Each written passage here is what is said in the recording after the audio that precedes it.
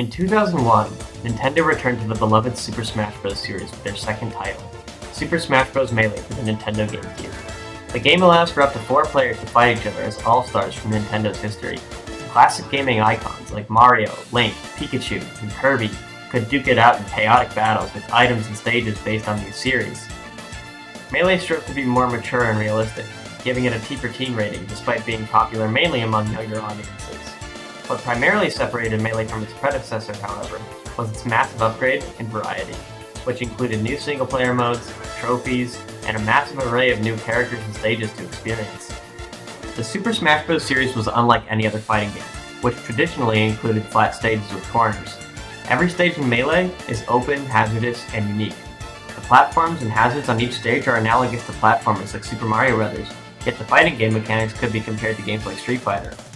The series is also sometimes labeled as a party game, because it allows for up to 4 players to socialize and be entertained with hectic gameplay. It has long been debated whether Melee is a party game or a fighting game, but the most appropriate answer is that it is neither. The Super Smash Bros. Series invented a new genre known as the platform fighter. Mechanically, Melee has one main goal: knock other players out of the arena. Each character has a unique variety of attacks that build up a percentage meter. The higher your percentage, the easier it is to get knocked into the blast zone. Players can also defend against attacks with their shield, but players who are shielding can be grabbed for even more damage. With such a wide variety of stages and items, there are a plethora of ways to rack up damage or take damage yourself. Typically, the last player standing after each player is knocked out enough time wins. The dynamics of Melee typically revolve around using your character's moveset to its fullest. Some characters prefer to keep their distance, while others try to get into the fray as much as possible. It is up to the players to determine when to risk grabbing an item, traversing a dangerous portion of the stage, and whether to intervene in the fray to rack up damage or stay safe. The product of these unpredictable matches is where Melee truly shines as a party game. The accessibility and luck-based elements make each player feel as though they truly have a chance to win, keeping them invested. Furthermore, the charm of seeing all of these beloved Nintendo franchises is almost magical. In essence, this is the Avengers Endgame for Nintendo fans. Melee's entertainment value is almost limitless. With so many stages, characters, modes, and items, each battle will feel slightly unique and special to the player.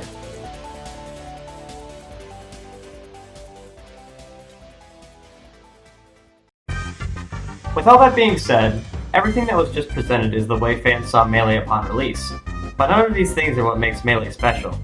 After nearly 20 years, people are still playing this game, even though new games in the series exist with even more new characters, stages, and variety. So why would anyone still play this outdated party game from the early 2000s? It was clear from the beginning that Melee was intended to be played casually with friends and family, but in the early 2000s people began hosting tournaments for the game. The tournaments at first were played just like how the game was meant to be played, only with 2 players instead of 4. As the competitive scene evolved, so did a rule set. No items. Only 6 of the 29 stages were playable. Half of the characters in the game were unviable for tournament. In a sense, everything that made Super Smash Bros. So memorable as a party game was utterly reversed. No more hecticness, no more variety of stages and characters, and no more 4-player matches. The competitive community had essentially created their own version of Super Smash Bros. Melee that didn't at all resemble what made the base game so magical. And the most confusing part? It was ridiculously fun.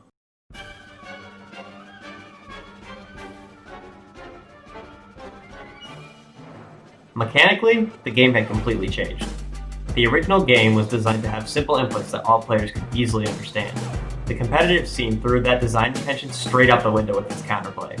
Advanced mechanics like wave dashing, dash dancing, L canceling, shines, and crouch canceling were discovered. Some of these mechanics were deliberate, but were never expected to actually be used so often. The others? Completely discovered and created by fans of the game pushing it to its limits by spending hours mastering the movement and techniques that were never intended to even exist, let alone become a mechanical principle for learning the game. Melee is now known as one of the most advanced and complex fighting games of all time, despite intending to be one of the simplest. The strategies are no longer about finding the right item or move to spam in battle, but about choosing which stage gives you the best advantage, which characters counter others, and mastering player psychology to set up ridiculous combos, and reading the other players' habits to punish them for playing predictably. Top players have managed to create an intense, entertaining metagame out of thin air through their subversive approach to playing the game. Aesthetically, however, not much had changed. The game still had that same magical feel to it, and it was only enhanced by that competitive environment.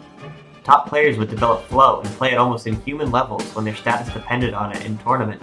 The competitiveness of the game led to rivalries, friendships, celebrities, and most importantly, community.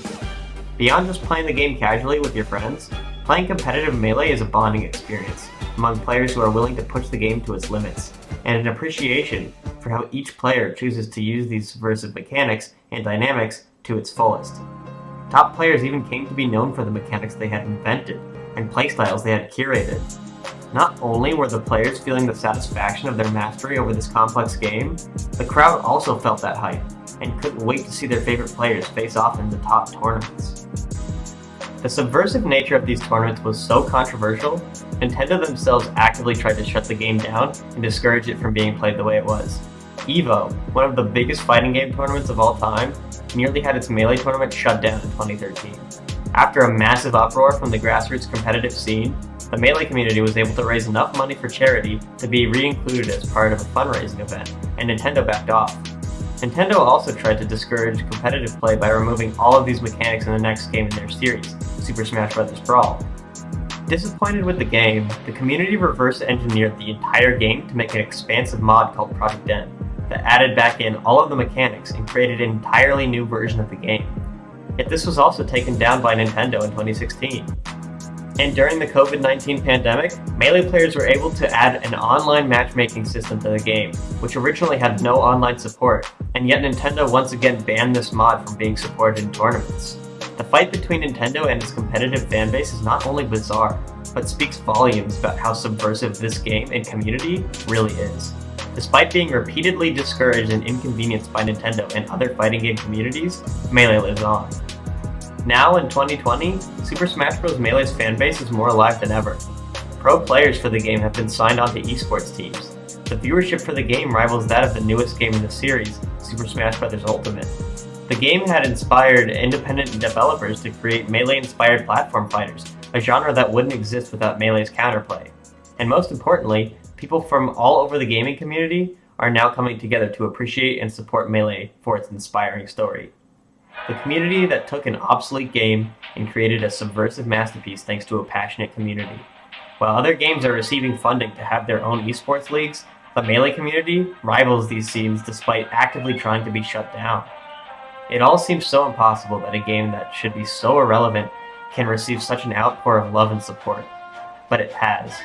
The community has been unstoppable despite all of its setbacks for the last 20 years, and with the continued passion of fans and players worldwide, Melee can never die.